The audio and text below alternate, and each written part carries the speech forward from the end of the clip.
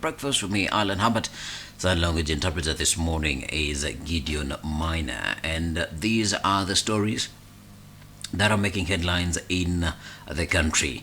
And we started off with Kenya hosts Africa Climate Summit starting Monday. Kenya will host the African Climate Summit from today, with President Ruto urging participants to use the opportunity presented to push for better climate financing. The president, speaking as he closed the inaugural African Youth Climate Assembly, also asked the global north to live up to its commitments on climate action. Number 2 is for stakeholders to accelerate the establishment of a global green bank and ensure that the African youth, African children, as well as their interests are well represented in the bank. And when we talk about financing, we're not talking just about loans, as my brother has said. And especially if we are getting loans 5 times more expensively than others. We are shortchanged by climate change. Why are we going to be shortchanged again by paying more expensive loans to really develop our economies for what we did not create? Must, as humanity, realize that climate change is not, for example, our making as Africa. It is not the making of ordinary citizens. We're here together, and we must make it much more easy for people to find safe haven when they are victims of climate change, whether it's drought, whether it is cyclones, whether it is what you're talking about, the flood, the mudslides in Rwanda. Agriculture and food production. That is a space where we not only have competitive advantage in Africa, but it is a space that we have great opportunity to create jobs, to create enterprise, and to create wealth. We must not allow our continent to slide back into military dictatorships because we have failed to listen to the people. Away from that, but sure, more climate talk is happening in Nairobi.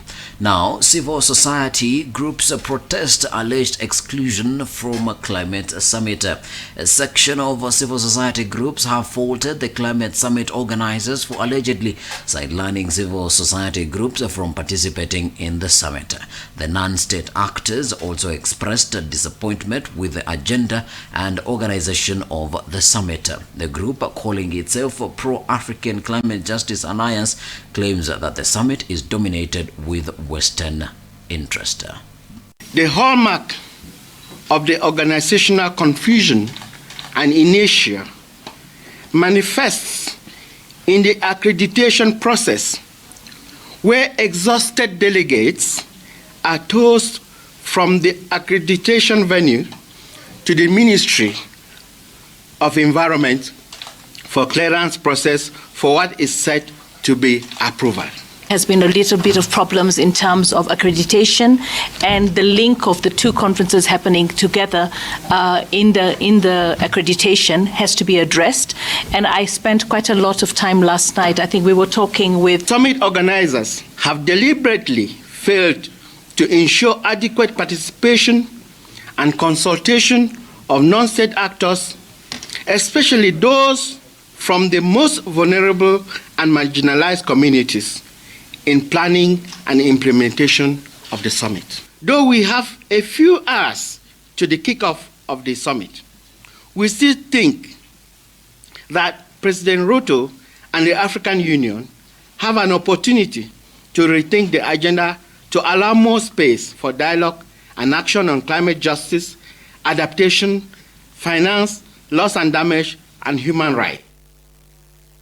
And away from that story to Raila slams Ruto threats. As new leader Raila Odinga has continued to criticize President William Ruto following his remarks targeting individuals, he said, were frustrating reforms of the sugar industry, terming the utterances dictatorial. Odinga saying the rule of law should prevail where and that everyone was innocent until proven guilty. Speaking in Narok County, Odinga said the Ruto administration had done little to conserve the Mau forest. Sisi hatutaki kurudisha Kenya kule tulitoka. Nataka Kenya ambayo inatawaliwa kwa njia ya kidemokrasia, serikali yenyewe inafuata sheria. Kama mtu amefanya makosa anashtakiwa, alafu yeye vilevile anajitetea, kisha kipatikana na makosa anapewa hukumu na mahakama. Kama hakuna makosa yeye anawachwa. Sio ndio kitu tunataka? Hatutaki Kenya ambayo inatawaliwa na majangili. Hawa jamaa wanaonekana ni majangili. Na sisi kama wanaazimio hatutaki utawala ya majangili. Sisi tuko na mpango kamili ya kubadilisha mambo mengi zaidi. Hawa watu walizuia ushindi zetu. Lakini sisi tunataka kuona kama wananchi wanazidi na maisha yao sawa sawa, upande ya kilimo, upande ya ufugaji na kadhalika, uchumi inaendelea. Yale ambayo sisi tunafanya ili tuweze kuboresha hali ya maisha ya watu wetu. Mambo ya the legitimacy of the Ruto presidency can only be settled by one thing and one thing only: opening the servers. Opening the servers. Anaongea juu ya ODM, ati watu waache toke ODM waende sijui wapi. Yeye alijua ODM iliundwa wakati gani? Alikuwa wapi? Alikuwa wapi? Yeye kwanza ameingia kama mwizi katika kama governor. Na kama anasema hiyo atoke, turudi naye kwa debe tuone kama ataweza kushinda. I'd like to thank the people of Narok for standing with Baba and me in the last elections. We won. We won, and God knows that.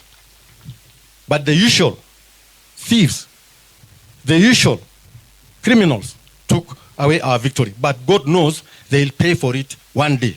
Chama haijakufa, chama iko kamili na tunashikilia chama kabisa. Nyinyi ni wafugaji. Na mkikatakata mashamba ndogo zitakuwa sasa hakuna hata mahali ya kufuga ng'ombe. Zitaenda zote. Sisi tunataka kuona kama mama baadhi yao inatetezwa na vile vile haiuzwi hovyo. Kama mtu anakuja kuchukua community land mpaka afuate taratibu ambayo inatakikana. Asipofuata taratibu aviendi. From Azimio leader now to farmers welcome a government's move to revive sugar, Mumias Sugar Company, and the farmers and residents of Mumias in Kakamega County have welcomed the government's revival plan for the troubled sugar industry. Farmers who had shunned sugar cane farming and resorted to planting other food and cash crops now say they are ready to go back to farms if the government lives up to its promise. The optimism by the farmers come more than a week after the National Treasury forwarded its memorandum to the National Assembly with proposals on how to revive the sugar sector in the region. Let the government iweke kwa nafasi management ambaye ina haja na production ya cane. Management ambaye naelewa mkulima hapa akipanda miwa hiyo itasagwa, sukari hiyo ikitolewa inauzwa hapa. Wingi wake sasa mimi nitakuwa na faidi huku, wanaobeba wanafaidi, wale wanapalia hapa wanafaidi. Saa hii tukitaka tuamshe Mumias Sugar na kuomba rais wetu, anza na hiyo ofisi ya Moko, usimamishe hao watu wajulikane, watembee, wachukue maoni na timu yako, wajue tunaanzia wapi na tutamalizia wapi. Watu walikuwa wanakuja hapa wanafanya hapa Mumias Company, wanatoka huko wanakuja wananunuako mboga, si tunasikia vizuri. Lakini saa hii watatoka wapi ndio wanunue vitu hapa Shibale? Maduka imefunga. From matters of sugar, we're going to take a break. When we come back,